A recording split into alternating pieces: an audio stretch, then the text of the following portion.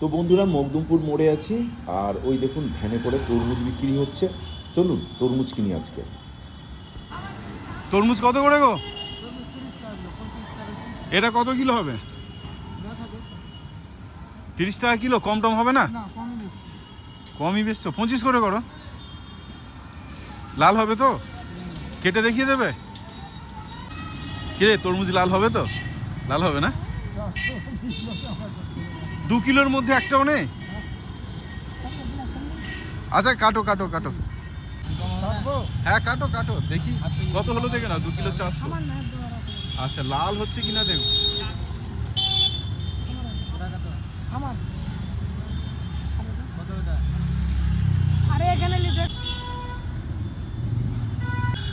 ওহো না না সুন্দর লাল হয়েছে।